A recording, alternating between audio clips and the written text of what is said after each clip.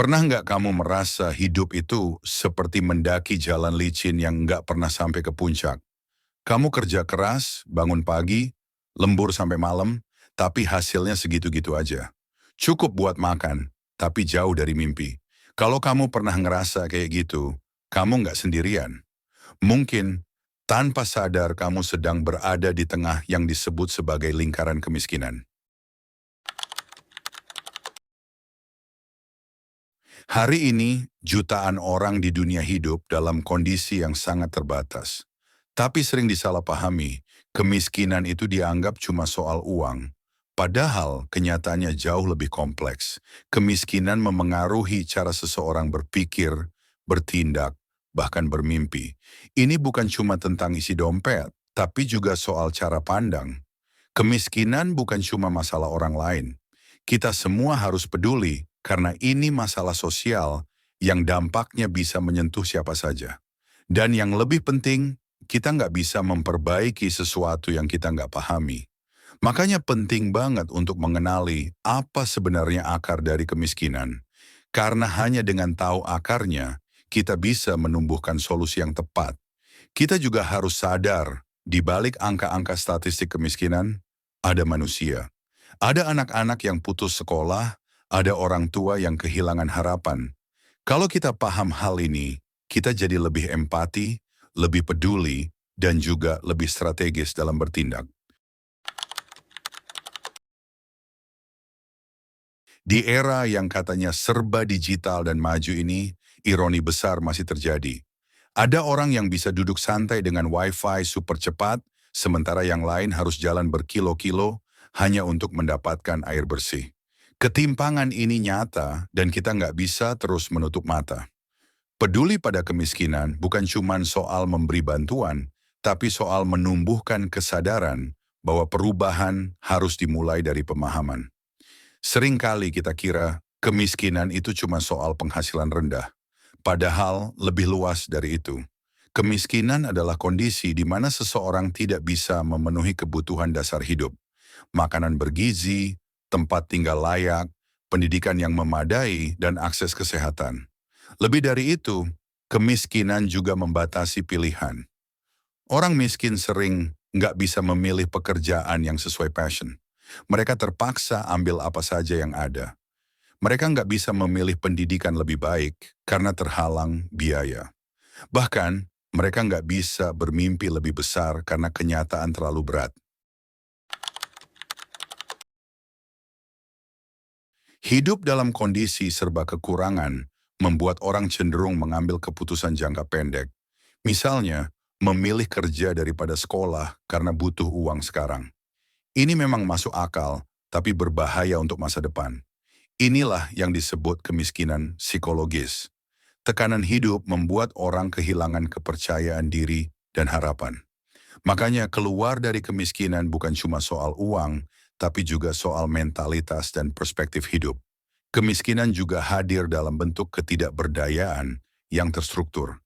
Misalnya, akses kredit hanya untuk yang sudah punya jaminan. Sistem pajak dan subsidi lebih berpihak pada yang sudah mapan. Hal-hal seperti ini membuat posisi orang miskin tetap di bawah. Kalau kita sadar bahwa kemiskinan melibatkan aspek sosial, politik, ekonomi, dan psikologis, cara pandang kita pun ikut berubah. Kita nggak lagi lihat kemiskinan cuma sebagai kekurangan uang, tapi sebagai kondisi hidup yang kompleks dan butuh solusi komprehensif.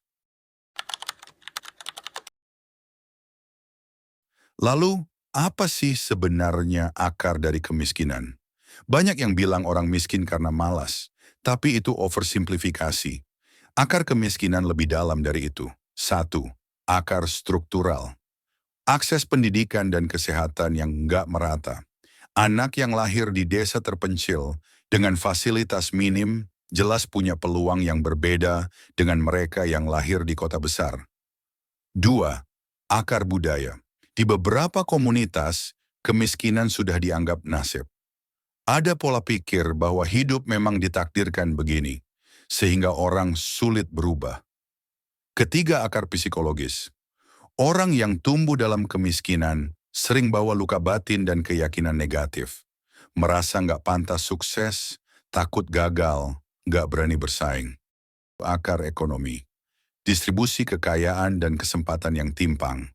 Kalau sumber daya cuma dikuasai segelintir orang, mayoritas masyarakat akan sulit berkembang.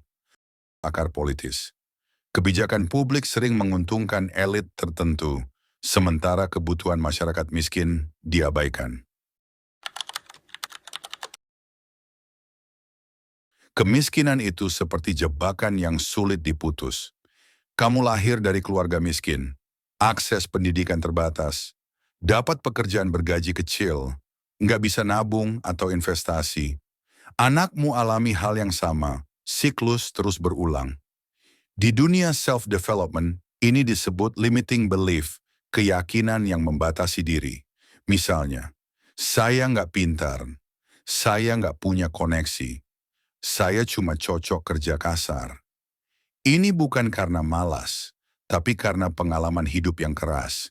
Yang lebih menyedihkan, lingkungan sekitar sering memperkuat keyakinan itu. Saat seseorang ingin berubah, malah dihentikan oleh orang terdekat. Ngapain sekolah tinggi-tinggi, ujung-ujungnya kerja juga. Orang kayak kita mana bisa sukses? Disinilah self-development jadi penting. Karena perubahan besar sering dimulai dari mengubah pola pikir. Kamu harus sadar bahwa kamu layak hidup lebih baik, bahwa perubahan itu mungkin. Meski lingkungan nggak mendukung, kamu tetap bisa memilih untuk berpikir berbeda. Kita sering lupa, kebiasaan berpikir itu menular. Kalau kamu berada di lingkungan yang selalu mengeluh, lama-lama kamu juga merasa wajar untuk menyerah. Tapi kalau kamu mulai membiasakan diri mendengar cerita perjuangan, belajar dari kegagalan, fokus pada solusi, kamu sedang menciptakan mindset baru. Saat mindset berubah, energi dan tindakan ikut berubah. Kamu mulai cari peluang baru, berani ambil risiko kecil, dan mulai lihat masa depan bukan dengan ketakutan, tapi dengan harapan. Itulah titik awal keluar dari jebakan kemiskinan, dari dalam diri sendiri. Lalu solusinya apa? Jawabannya kombinasi antara sistemik dan personal. Dari sisi sistem, negara dan masyarakat perlu ciptakan akses yang adil. Pendidikan gratis, layanan kesehatan terjangkau, pelatihan kerja dan dukungan untuk UMKM. Tanpa ini, orang miskin cuma bisa bertahan hidup tanpa bisa naik kelas. Dari sisi personal, berani belajar hal baru, bangun skill yang relevan seperti desain grafis, video editing, digital marketing. Cari lingkungan baru yang suportif. Jangan pernah merasa sendirian. Banyak orang di luar sana juga sedang berjuang. Kamu nggak harus langsung sukses besar, tapi kamu harus mulai. Langkah kecil yang konsisten. Bantu orang lain di sekitarmu. Kalau punya ilmu atau pengalaman, bagikan. Kalau bisa bantu orang berpikir positif, lakukan. Perubahan sosial butuh perubahan kecil yang konsisten dari banyak orang. Itu bisa menciptakan dampak besar. Satu lagi yang penting, dorong literasi keuangan dan digital.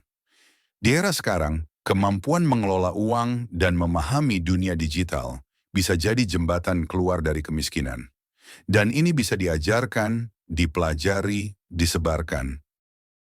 Penutup, kemiskinan memang bukan pilihan, tapi bertahan di dalamnya bisa jadi kebiasaan. Dan seperti kebiasaan lain, itu bisa diubah.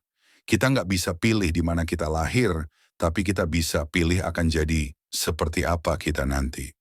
Kita semua punya luka dan keterbatasan, tapi kita juga punya kekuatan untuk memilih. Memilih untuk belajar, memilih untuk tumbuh, memilih untuk bangkit, meskipun pelan, meskipun nggak ada yang lihat. Perubahan sejati nggak butuh tepuk tangan, tapi butuh tekad. Akhir kata, mulai sekarang tanyakan ke diri sendiri, akar kemiskinan apa yang masih tumbuh dalam hidupku? Dan apa langkah pertama yang bisa aku ambil untuk mencabutnya? Nggak perlu langkah besar. Yang penting kamu mulai. Kalau kamu merasa video ini membuka perspektifmu, jangan lupa like, komen, dan share ke teman-temanmu. Siapa tahu, satu video ini bisa jadi pemicu perubahan buat orang lain juga. Jangan remehkan kekuatan langkah kecil yang konsisten. Banyak perubahan besar dalam sejarah dimulai dari satu orang yang memilih untuk tidak tinggal diam. Kamu bisa jadi orang itu di lingkunganmu, keluargamu, atau komunitas kecilmu. Ingat, keluar dari kemiskinan bukan cuma soal jadi kaya, tapi soal hidup dengan martabat, punya pilihan, dan punya mimpi yang tidak lagi terkubur. Semoga video ini jadi cahaya kecil yang memantik langkah barumu hari ini.